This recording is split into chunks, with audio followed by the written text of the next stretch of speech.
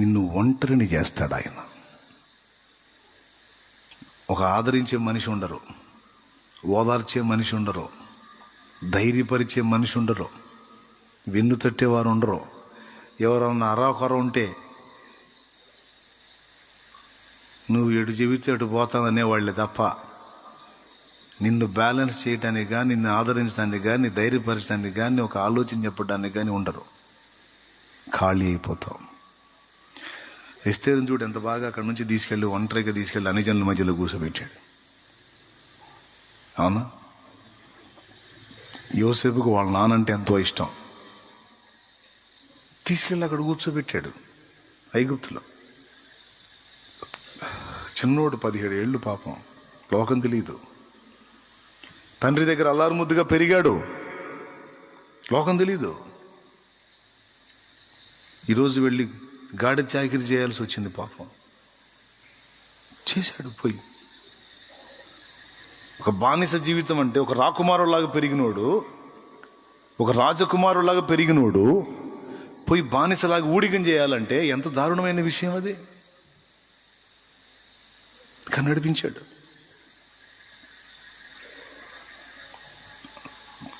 అబ్రహాము తన బంధువుల యొద్ద, స్వజనుల యొద్ద, తండ్రి ఇంటి యొద్ద ఉన్నవాడిని ఏకాగిలాగా, రా నువ్వు బయటికి రా అన్నాడు. మొత్తాన్ని వదిలి రమ్మన్నాడు. ఒక్క మాట. పద్మసు ద్వీపంలో యోహానును కూడా అలాగే ఒంటరిని చేశాడు. జైల్లో ఉన్నా కూడా ఆయనతో పాటు పరిశుద్ధులు అక్కడ ఉంటారు. లేకపోతే అక్కడున్న సైనికుల్ని సువార్త చెప్పుకొని మార్చుకొని రక్షించుకుంటాడు. అవసరమైతే ఒక టీమును అక్కడైనా ఏర్పాటు చేసుకుంటాడు. అంత కెపాసిటీ ఉంది, అంత అభిషేకం ఉంది. కనీసం ఆ జైల్లో కూడా ఉండనీయకుండా మనుష్య సంచారం లేని ద్వీపంలో తీసుకొచ్చి పడేశారు యోహాన్ని. ఎందుకు నాయనా నన్ను ఒంటరిగా చేశావు? ఎవరు ఆదరించేవాళ్ళు లేరు, అర్థం చేసుకునేవాళ్ళు లేరు, ప్రేమ చూపేవాళ్ళు లేరు, కరుణ చూపేవాళ్ళు లేరు, నా గురించి ఆలోచించేవాళ్ళు లేరు, పట్టించుకునేవాళ్ళు లేరు. కనీసం నేను బాధపడుతుంటే అయ్యో పాపం అని జాలిపడే వ్యక్తే లేరే.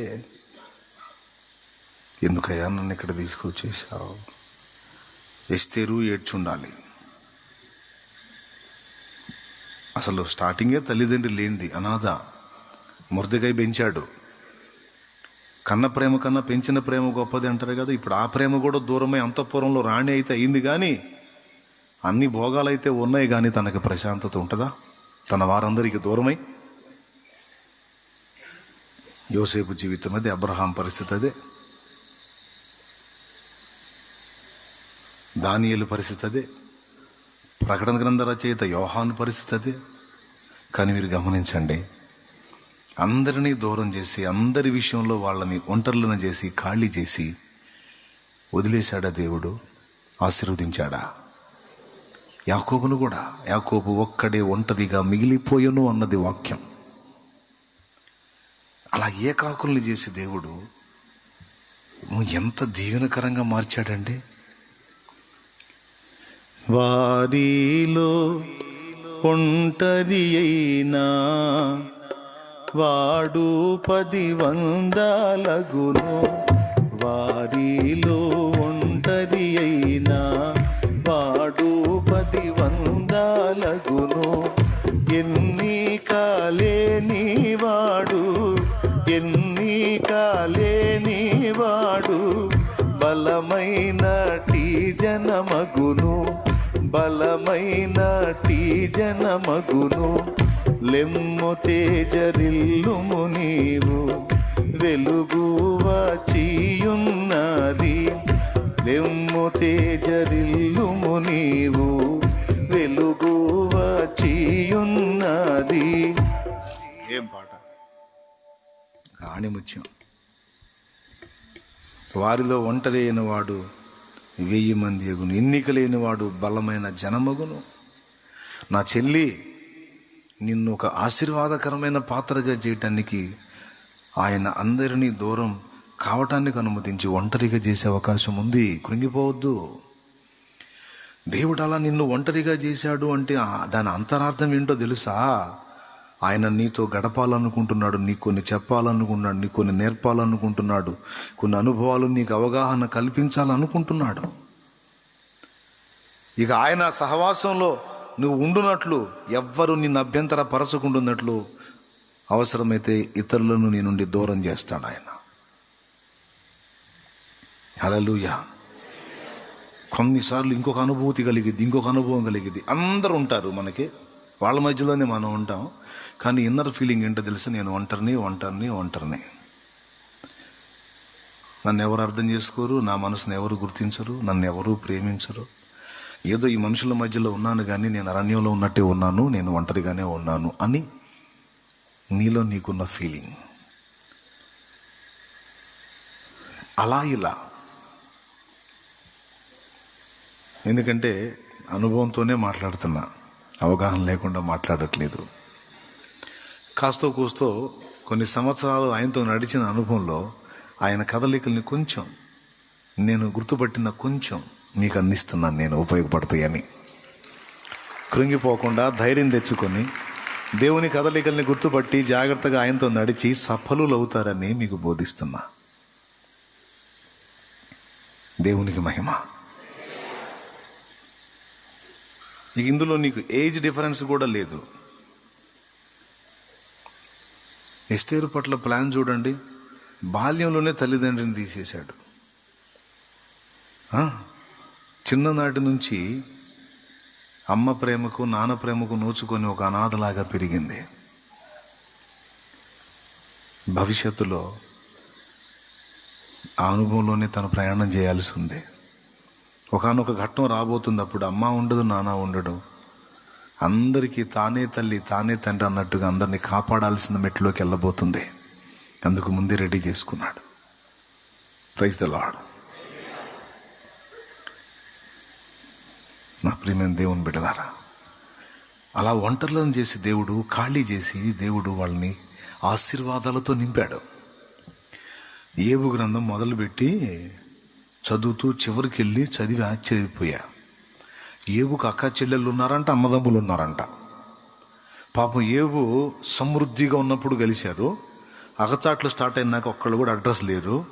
మళ్ళా ఆశీర్వాదం రెండంతల ఆశీర్వాదంలోకి వచ్చినాక మళ్ళా కనపడతారు. వాళ్ళు కనబడి వచ్చి ఒక్కొక్కళ్ళు ఉంగరం పెట్టి, అక్కలు తమ్ముడిని పట్టుకొని, చెల్లెళ్ళ అన్నయ్యని పట్టుకొని, అన్నలు తమ్ముడిని పట్టుకొని, ఎంత లేచి బాధలు అనుభవించావు ఏబా ఏబా అని ఏడిచారంట.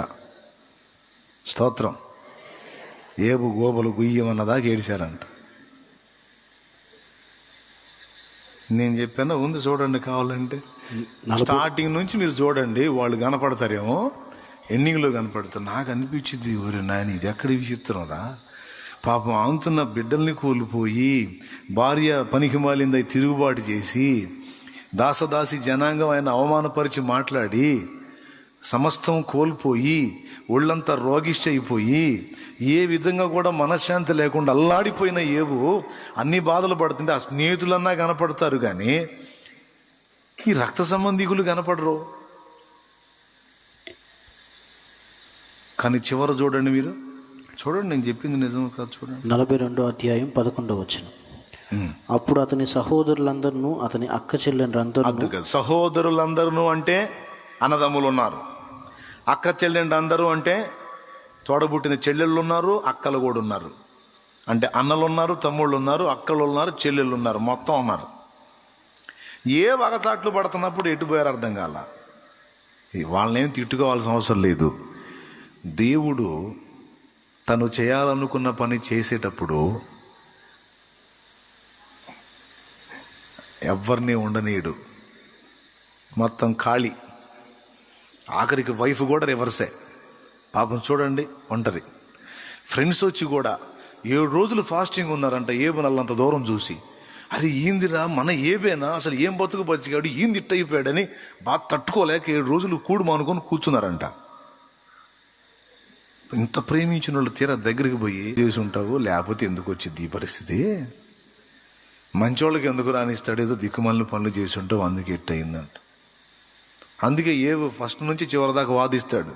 మీరంతా పనికిమాలిన మాటలు మాట్లాడదు, నేను తప్పు చేయటం ఏందిరా, దిక్కులేని వాళ్ళని ఆదరించాను, విధవరాంటకు సపోర్ట్ చేశాను, వృద్ధుల్ని పోషించాను, అనాథలను ఆదుకున్నాను, అన్యాయం చేస్తే అన్యాయం చేసినోడి పళ్ళు రాలగొట్టి వాడి నోట ఉన్న ఆహారాన్ని తీసి అన్యాయం పొందిన వాడికి ఇచ్చాను నేను. నా దేవుని సముఖంలో నేను రాజు వలె తలెత్తుకొని పోతాను తెలుసా, నిర్దోషంగా నడుచుకున్నాను రా నేను. నన్ను గురించి మాట్లాడతారేంది? ఎంతంత మాటలన్నాడో, వాళ్ళ దెబ్బకన్నాడు ఆ మాటలన్నీ. ఎందుకంటే వాళ్ళు అట్ట శోధించారు పాపం. అల్లంత దూరం నుండి చూస్తేమో 7 రోజులు ఫాస్టింగ్ ఉన్నారు. తీరా దగ్గరికి వచ్చినాక వాళ్ళు కూడా సాతాను ప్రేరణకు లొంగి కొంచెం శోధించారు ఏబుని. రకరకాలుగా మాట్లాడారు. ఏబు పాపం చాలా గాయపడ్డాడు. అది మీరు రాకపోయినా నాకు ఇబ్బంది ఉండేది కాదు, వచ్చి నన్ను ఎందుకురా మాటలతో గాయపరుస్తారు అంటే ఏ వైపున కూడా స్వాంతన లేదు, ఏ వైపున కూడా ఆదరణ లేదు, ఏ వైపున కూడా ప్రశాంతత లేదు. ఒంటరి గువ్వ. హల్లెలూయా. ఎన్ని డిఫరెంట్ అనుభవాలు. అబ్రహాం గదిలాడు. అబ్రహాం ఒంటరోడే. శారా ఉంది, ఆయనే కాపాడుకోవాలని. లోతున్నాడు, ఆయనే చెప్పాలి ఐడియా. లోతు అబ్రహాంకు చెబుతాడా సలహాలు? కాబట్టి ఇప్పుడు బాధ్యత, ఒక సమూహాన్ని వేసుకుని నడుస్తున్నాడు, ఆయనే కదలాలి. ఇటు గదిలినా తను తానే ధైర్యపరచుకోవాలి, తను తానే చెప్పుకోవాలి, తను తానే నడిపించుకున్నట్టు చేయాలి. ఇక ఉంది ఎవరయ్యా ఆయనకి? ఫ్యామిలీ ఉంది. ఫ్యామిలీ మొత్తానికి నువ్వే పెద్ద తలకాయలా కూడా నడిపించాలి. అప్పుడు వాళ్ళందరికీ నువ్వు ఒక దిక్కులాగా ఉంటావు, కానీ నీకు దిక్కు కనపడదు. అవునా కాదా?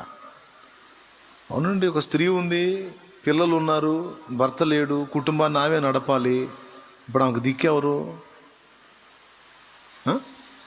పిల్లలు అనుకుంటారా మా అమ్మ ఉందని. అమ్మ అవునా? భర్త, భార్య, పిల్లలు ఉన్నారు. పిల్లలు అనుకుంటారు అమ్మ నాన్న ఉన్నారని. భార్య అనుకుంటుంది భర్త ఉన్నాళ్లే అని. ముగ్గురు తన మీద డిపెండ్ అయ్యేవాళ్లే. మరి ఇప్పుడు తనకెవరు?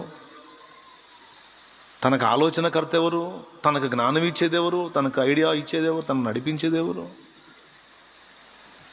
పెద్ద వయస్కులైనటువంటి తల్లిదండ్రులు అనుకుంటారు మా వాడు ఉన్నాడు చలాయిస్తాడులే అని.